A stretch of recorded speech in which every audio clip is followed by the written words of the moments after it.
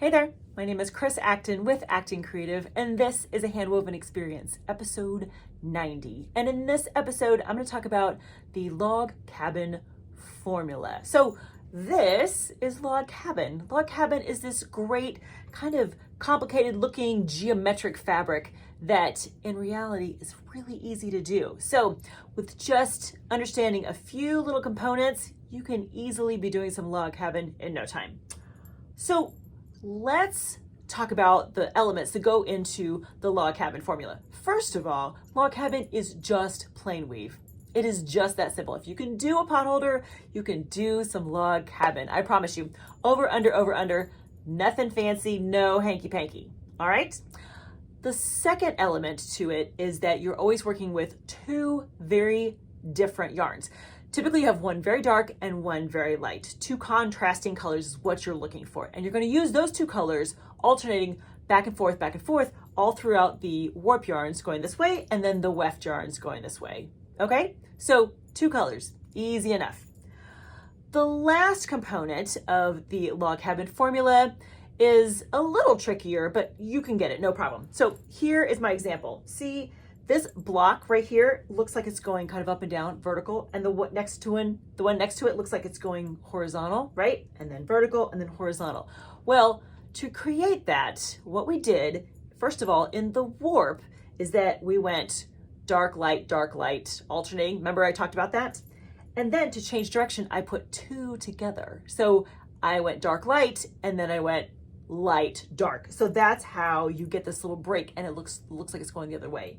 And then I did two dark together and then two light. That is how I got it to kind of give the illusion of changing directions. Now you add to all that when you bring in your two shuttles, your two weft yarns. See, I've got a dark and a light. So I left off with a dark and I want to kind of change directions now. So I'm going to start with a dark for the next block.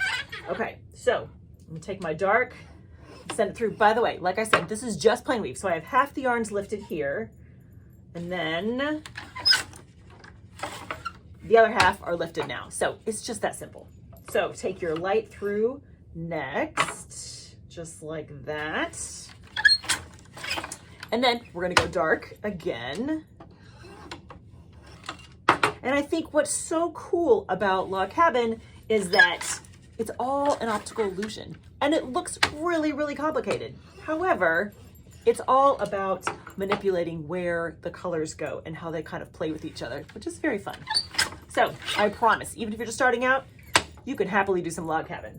All right, where am I? Let's do a couple more here. We'll do another dark and then another light, and I'll show you what we got. All right. Okay, see, this is the part that we just did right there. That was easy, right? You're just alternating colors. It's just a matter of deciding where you want to put two of the same together, which will change kind of the orientation of how your fabric looks. Now, it is totally up to you if you want each of your blocks to be really tall or really short, or you can play with the proportions of all that. That's where your creativity comes in and you can really go to town with that. But that's all there is to it. It's really just these three components.